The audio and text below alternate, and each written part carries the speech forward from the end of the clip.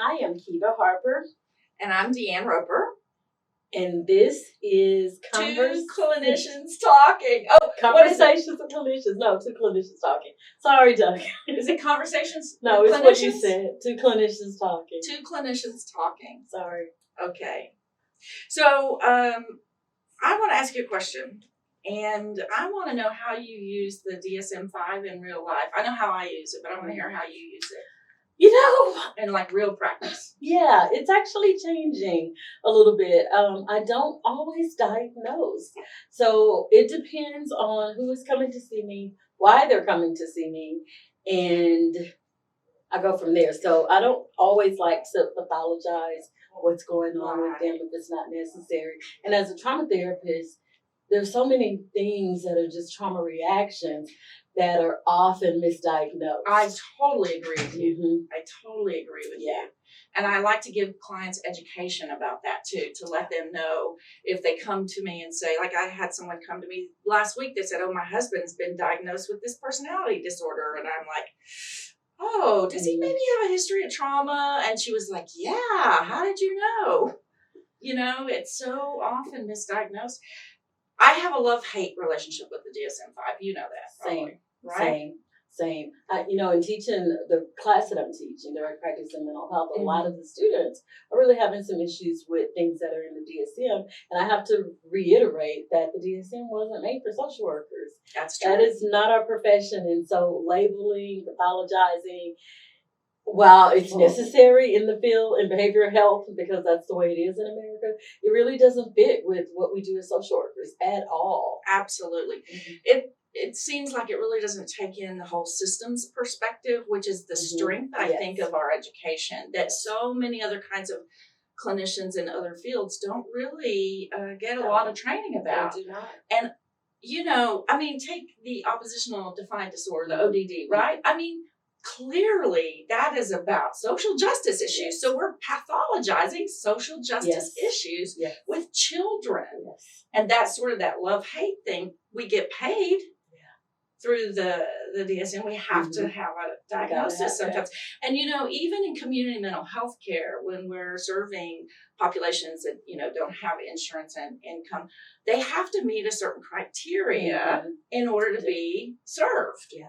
And if you don't meet that criteria, you don't get services. And it's a very small criteria, right? Top 3 or 4 diagnoses, and that's it. And that's what I tell my students when they worry about learning these things. I'm like, you're in any given agency or setting, you're going to probably work within 5 diagnoses.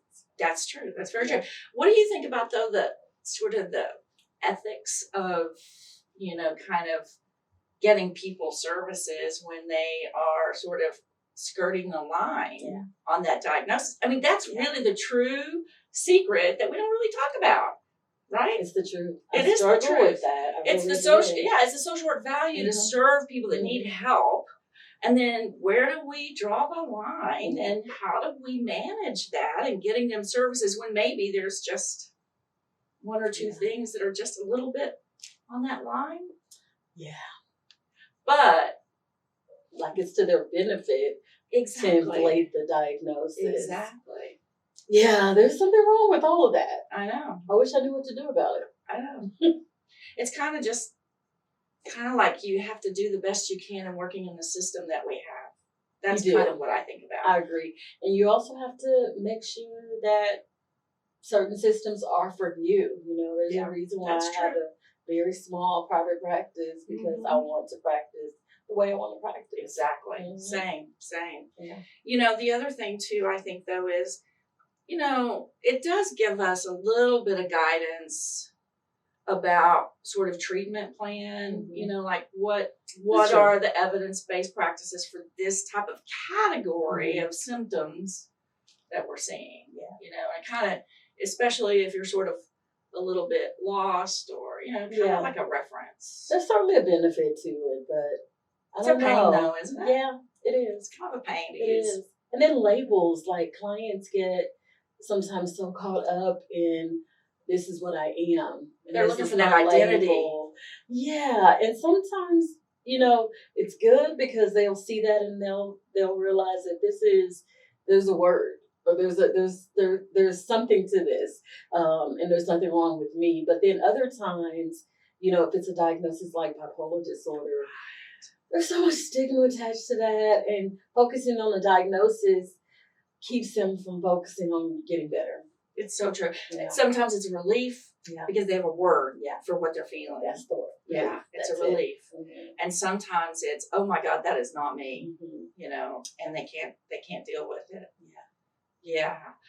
And that's, speaking of bipolar, that's one of the disorders, of course, you probably see a lot. People come in and say, I've been diagnosed with bipolar, and it's really trauma. Yeah, it is so it's almost much about always trauma. Exactly. Almost always. Bipolar disorder is pretty clear and cut. Right. You have these manic highs, and then you crash, and you have these depressive episodes. That's right. And there's no, it's very clear. It's very clear. If you've seen a manic person, right, you know what that looks like. Exactly. And I think people mislabel mania a lot. And there's some not mood swings. Yes, it's not mood swings. And there's some classic symptoms that everybody will exhibit. Yes. The grandiosity. Yes. A lot of times when they're really, really sick, they want to take off their clothes. Yes. They're not sleeping. They're not sleeping. They're not Anybody sleeping. who doesn't sleep is going or to get tired. mad. Right. Or tired. That's the key. Right. Yeah. Gonna write the great American novel. Yes. Build my own mansion. Mm-hmm. Right. I remember I was seeing a client once, and when I would walk around to go get him out of the waiting area, I could tell how he was doing, because if he was manic, he would pop up like a toaster, or if he was depressed, he could barely get himself It's out very of the chair. clear, right? It was that extreme. Yes. Exactly. Yeah. Exactly. So yeah, I think the DSM-5 love-hate relationship. Yeah. For sure. Definitely. More hate than love. Exactly.